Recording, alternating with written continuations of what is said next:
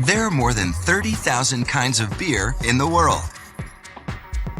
And most start with the same 4 basic ingredients: malted grain, hops, water, and yeast, though each has a different recipe. And how those ingredients are brewed makes all the difference in the taste of the beer. A craft beer, like this Samuel Adams Boston Lager, is made from scratch.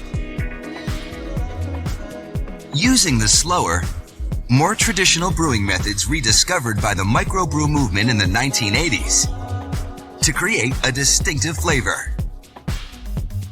But if everything isn't done just right, the brew could fall flat.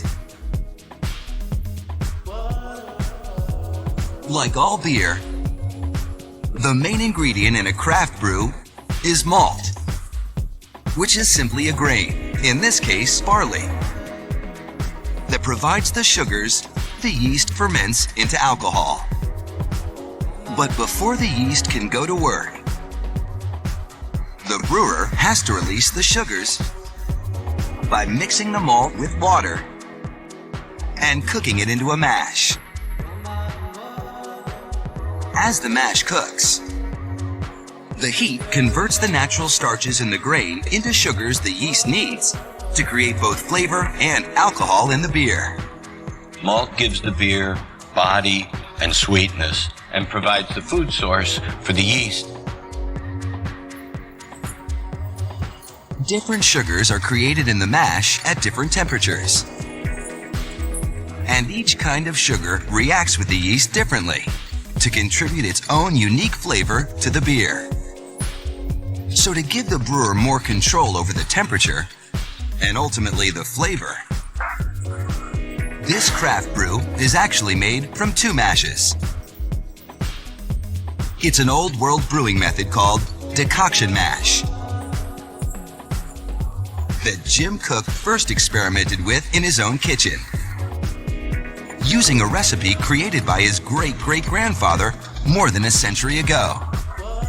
Brewing is a very practical science. It's really a lot of trial and error. So he perfected this recipe over 20 years, and I haven't messed with it. To get the flavors of this recipe just right, the brewer brings the second, smaller mash to a full boil to release all the sugars and the flavors in the malt. Then, the brewer pumps the smaller, super hot mash into the larger mash. This causes the temperature of the larger mash to suddenly spike, creating still more sugars and flavors than can be achieved with a single mash. Using 2 different kettles and 2 different mashes allows us to get a bigger range of sugars, and that gives the beer more body and flavor. When the 2 mashes are fully mixed, the whole batch pumps into a third kettle that separates the leftover grain from the sugary liquid. This liquid, now called wort, is what gets fermented into beer. If you try it, it's extremely sweet, and that sweetness is what the yeast is going to attack and create the CO2 and alcohol. But there's one final ingredient that needs to be added before the yeast goes to work: the hops. Hops are dried flowers that add bitterness to balance out the sweetness of the malt and a fruity, citrusy aroma to the beer. The only way to know if it's a really great batch of hops is to break open the flowers, which you do by this called the rub, and then you get a blast of aroma, and you know whether you've got great hops or not. Because hops are only harvested once a year, they're dried and pressed into pellets to preserve their unique flavor and aromas until they can be brewed into the beer. Many beer recipes add 2 ounces of hops per barrel.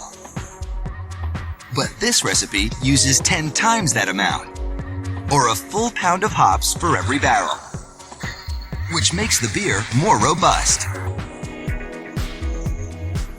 When all the hops are in, the wort pumps into a fermenting tank.